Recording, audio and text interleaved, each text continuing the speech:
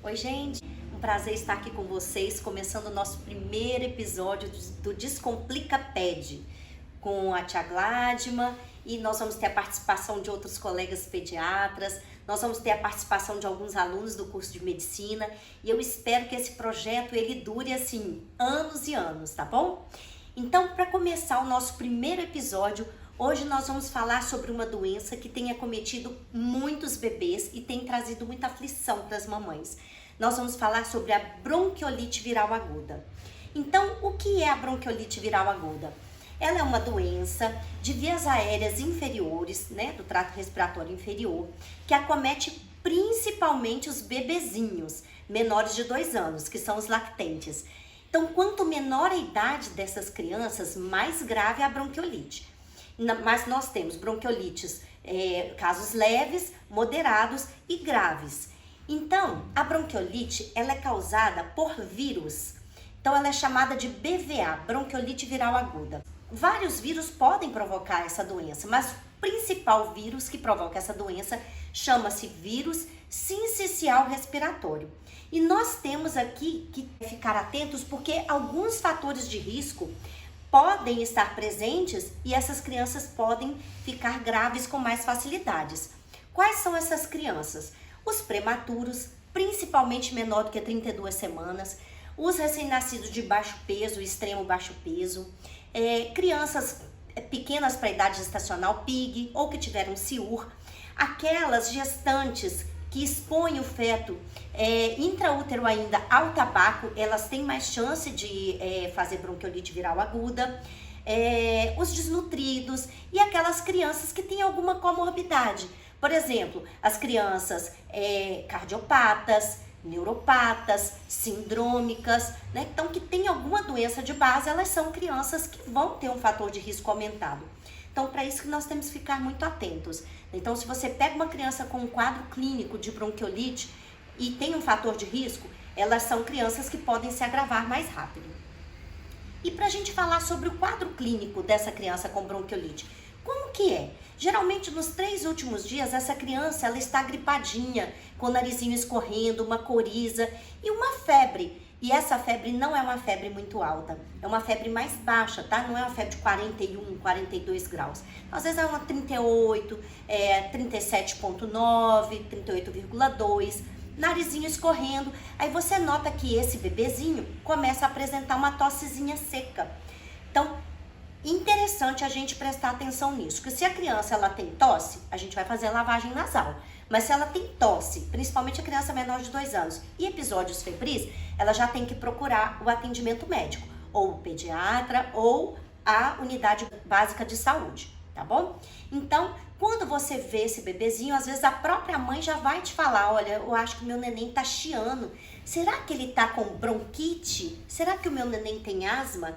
Então, primeira vez que esse bebê está sibilando, se ele tem esse quadro clínico de coriza, e febre principalmente, esse bebê pode estar com BVA, bronquiolite viral aguda.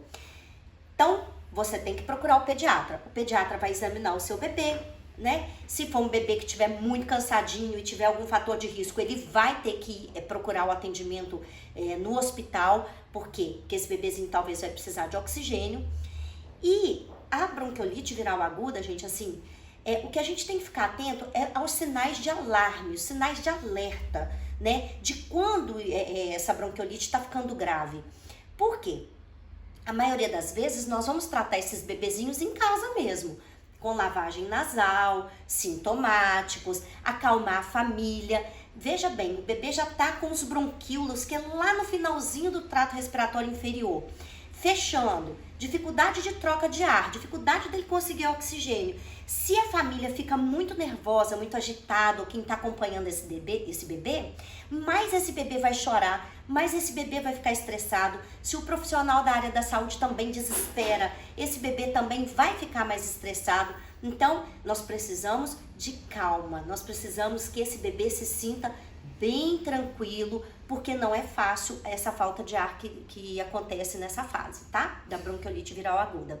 Então, nós vamos manter esse bebê hidratado, manter o leite materno. Ai, mas ele tá mamando no peito e tá cansadinho. Nós vamos manter assim mesmo.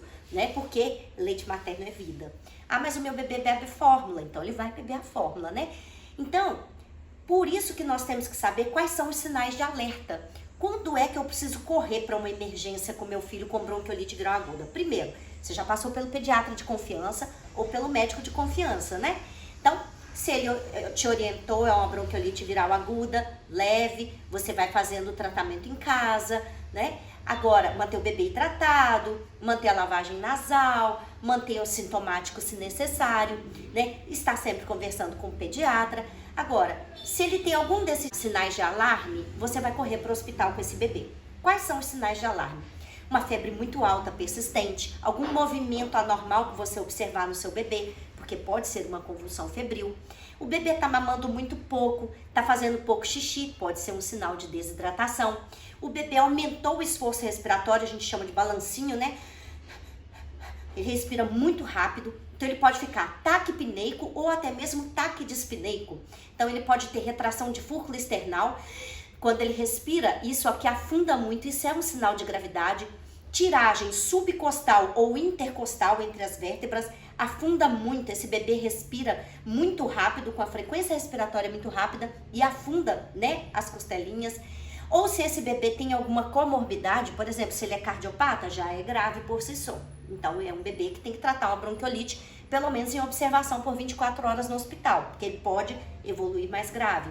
É um bebê prematuro, tá com 4 meses de vida, teve alta para casa e acabou aí adquirindo uma bronquiolite viral aguda, também tem que ficar em observação, tá? Então, esses sinais de alarme são muito importantes pra gente, porque ele vai determinar se você vai correr para o hospital com essa criança, mesmo estando com orientação médica, ou se você vai conseguir ficar só em casa, retornar 24 horas depois para o pediatra ver, 36 horas, né? Então, por isso que tem que haver essa conversa, né, com o médico que atendeu o seu filho para dar esse diagnóstico de bronquiolite viral aguda. Doutora, professora, tia Gladma, né, para todo mundo aí que está me ouvindo, e quais os exames que nós vamos fazer para essa criança com bronquiolite viral aguda? Olha que grave esse nome, né? Nome tão importante, BVA, por vírus sincicial respiratório, a maioria das vezes. Exame nenhum. Claro que se você pegou um bebezinho muito cansado, com febre, sibilando ou crepitando, você vai manter em observação o internado, né? Um bebê com frequência respiratória aumentada, você vai manter esse bebê internado. O raio-x, gente, só se você realmente suspeitar de uma pneumonia. Por quê? Porque o diagnóstico de bronquiolite viral aguda, ele é clínico, é a história mais o exame físico. Mas e se eu fizer um raio-x de tórax, o que eu vou ver na bronquiolite viral aguda? Hiperinsuflação. Você vai contar ali os arcos costais, você vai ver uma hiperinsuflação no raio-x, você não vai ver áreas de condensação. Aí no hemograma, precisa pedir um hemograma? Só se a criança estiver muito grave, muito prostrada, com algum sinal de sepse, aí a gente vai pedir exames laboratoriais, né? Se ela precisar de ventilação mecânica ou de ventilação não invasiva, aí a gente vai acabar pedindo uma gasometria, um hemograma, né? PCR. A gente pode até mesmo fazer o painel viral, porque outros vírus também podem fazer uma bronquiolite viral aguda, tá?